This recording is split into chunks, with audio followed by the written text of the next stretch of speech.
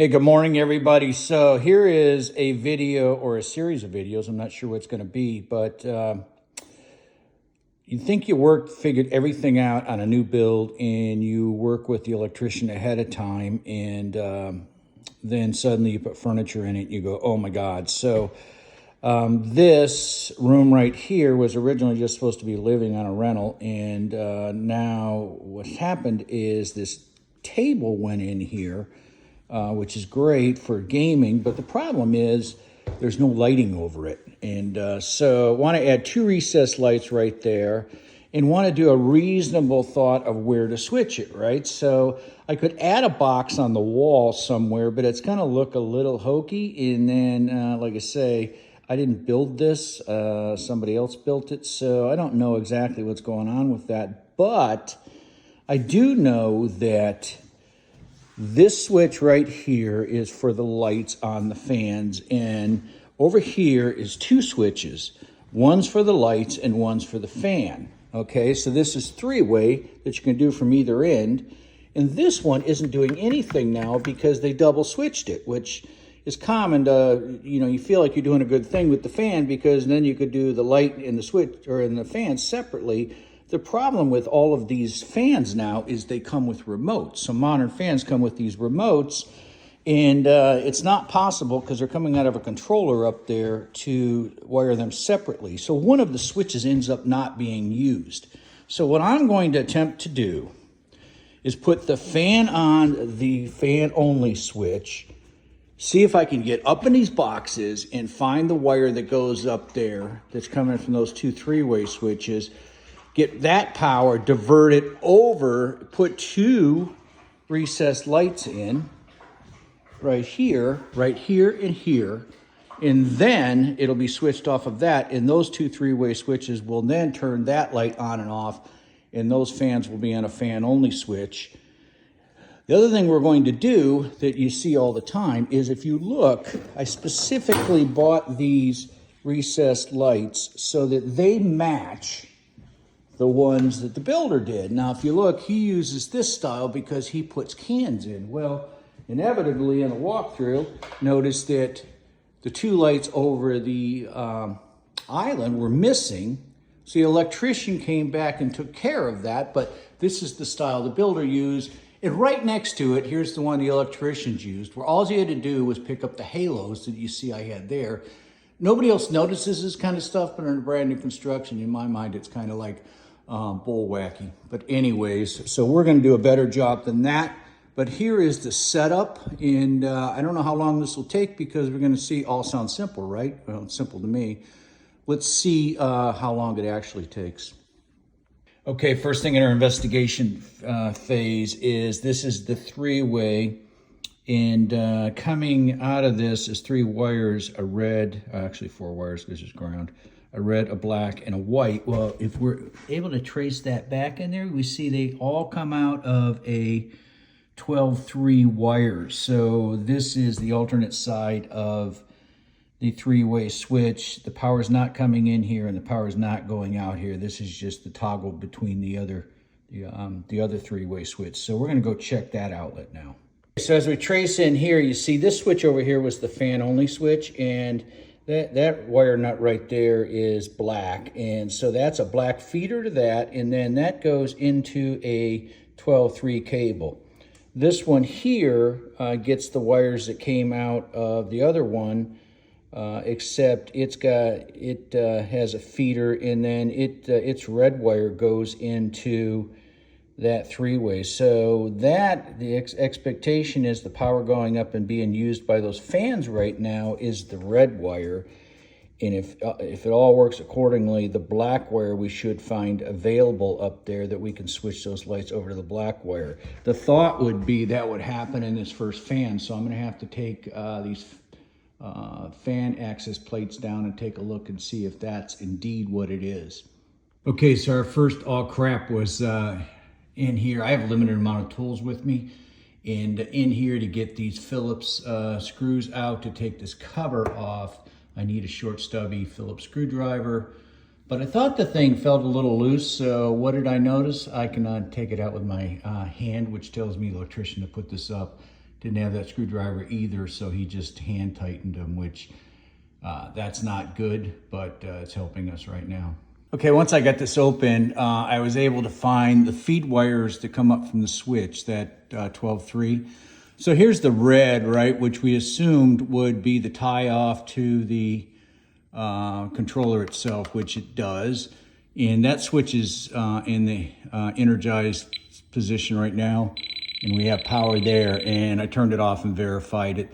Then there's the two black wires that would be the other hot that would come out of a 12-3. So one of those should be bringing power in from that single pole switch down there, and it wasn't this one, and it was this one. Okay, so that's good. So now we're going to be able to take and that wire right there, we're going to bring right here, and we're going to connect to this one.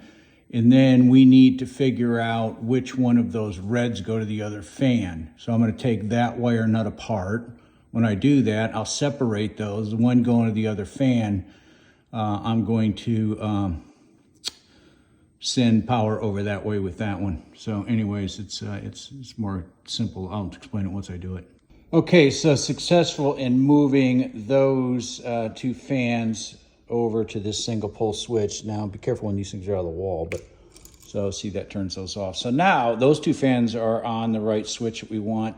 We have the red wire available for this this 3-pole switch, and now we got to find a route to get it through that box and feed ourselves a wire. Okay, so they had used a metal box for this ceiling fan, which I much prefer a ceiling fan box, but that's fine. Anyways, I was able to get that knockout out and push a wire way up in there. So hopefully we'll find that up in the attic, and then we'll slip a rubber or a plastic grommet around that hole so we don't have sharp metal edges later from the attic. And yeah, so now next thing is to look up in the attic, see what we're up against. Okay, so here's the access to the attic. I think we're going to get lucky as far as light up there, because I'm pretty sure the air handler for the air conditioning system is up in that attic. I'm almost positive. Actually, I know. And there should be a light up there because that's code. So hopefully working up there is not going to be too bad. Question is it blown insulation or bad insulation? Because that makes your life a whole lot different. But let's take a peek up there, see if we find our wire. Okay, as expected, the air handler's sitting right here. It's sitting on Avantech, which is good, actually, good mounting for it. It looks like somewhere there or back there in our darkness is our wire sticking up. Can't see it from here, but hopefully this Avantech ends about right where we want to put that light. And then we can actually get back in there and find the holes that we're going to put in and get that wire in. So anyways, that's all good. All right, the next challenge is to cut the two 6-inch holes in the ceiling for the lights we're going to pop up. So to do that, I'm going to show you a neat way to do it. I could try to measure all the way from that wall over there to here. I'm doing this by myself though, so that'd be a little bit difficult.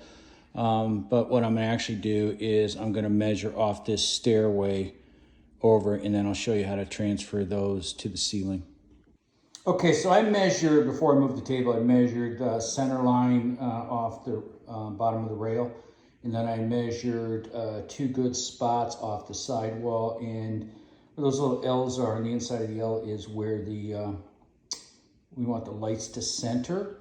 And then I'm using a thing called a plumb bob. And if you look at it down there, there is the little devil right there. And basically, simple concept is you just basically, it's on a string. Sometimes they call them a string bob, and we're going to lift up the string, and we're going to move it back and forth until it finds us right where that center is, okay?